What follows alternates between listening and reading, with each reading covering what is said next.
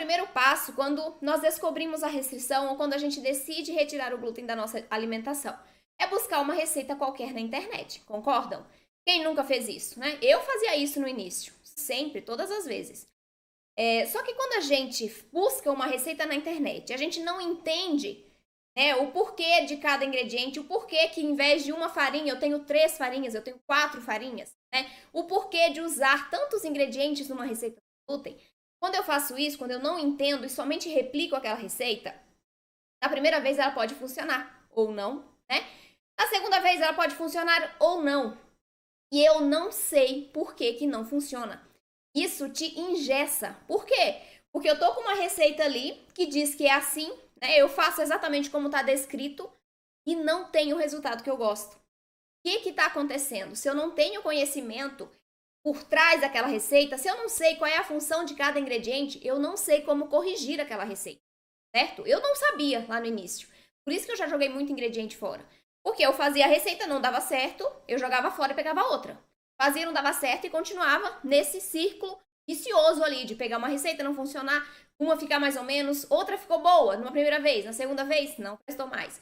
Então, eu sei o que você sente. Isso é o que acontece quando a gente está começando, né, a buscar receitas sem glúten, a buscar uma alimentação livre desse alimento, né? Então, quando você faz esse tipo de garimpo, né? Quando a gente pega uma receita aleatória, uma receita qualquer na internet, a gente não tem o conhecimento sobre aquela receita, é como se a gente estivesse construindo uma casa, começando a construir pelo telhado.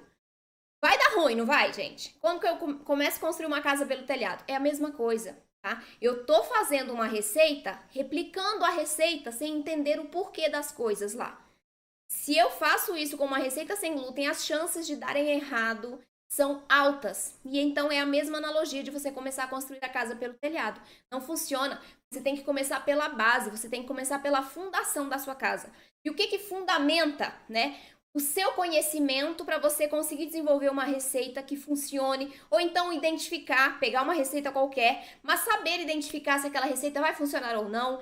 Se ela não funcionar, como você pode melhorar aqueles ingredientes, o que você pode colocar ali para que ela sim funcione realmente. Então esse é o conhecimento que eu quero que vocês tenham. Porque quando você adquire, quando você conhece os fundamentos da confeitaria, da panificação sem glúten, quando você conhece os ingredientes, cada função de cada ingrediente, você se livra de receitas prontas. Por que que eu falo isso? Porque você vai pegar uma receita e vai saber identificar se ela funciona ou não. Você mais pra frente, com a prática, vai se tornar capaz de adaptar uma receita com glúten para sem glúten, de até criar receitas, né, sem glúten diretamente. Então eu sei que você consegue, porque eu consegui. E, gente, eu não sabia fazer nada, tá? Eu não sabia, eu só fazia fritar ovo e olha lá. Então eu não sabia fazer nada. E hoje, né, eu consigo fazer minhas receitas. Eu não pego mais receitas de ninguém, eu crio as minhas receitas. Minhas alunas também estão conseguindo fazer isso. Então, é possível, mesmo que você não tenha conhecimento, não acredite muito nisso, nesse momento, acredite em mim. Eu sei do que eu tô falando porque eu já passei por isso, tá? Você é capaz também de chegar nesse nível, de criar as suas próprias receitas. Quando você chega nesse nível, você faz o que você quiser na sua casa. Ai, tô com vontade de comer uma pizza? Vou lá e faço a pizza. Ai, hoje eu não tenho a farinha X, coloco a outra. Porque eu sei que funciona se eu fizer essa substituição. Então, é esse conhecimento que eu quero que você tenha para te tornar independente de receitas prontas, para você parar de desperdiçar tempo, dinheiro e ficar frustrada, porque eu sei que quando a gente erra uma receita, a gente fica triste, é normal, né? Então, você vai reduzir tudo isso, vai conseguir proporcionar para sua família uma alimentação mais saudável, segura e mais saborosa. Bom, gente, e consegue o apoio da família na alimentação também, porque tem uma aluna minha, inclusive, que ela tem várias restrições. E aí ela fazia a comida dela e a comida da família. E aí o pessoal falava, né? Ah, minha mãe, o filho dela, né? Minha mãe come as coisas ruins, a gente come as coisas boas. Hoje ela faz os bolos, faz os pães dela e a família inteira come as coisas que ela faz para ela. Então as pessoas gostam. Né? O filho mesmo come todo o bolo que ela faz. Então é isso que eu quero que você tenha. É esse envolvimento da família, porque não é só você, a alimentação na sua casa envolve a família inteira, né?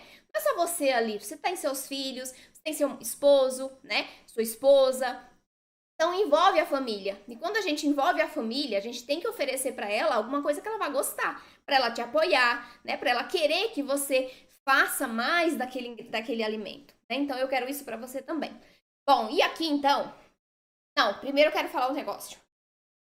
Porque você pode estar pensando assim, nossa, mas eu pego receita aleatória na internet.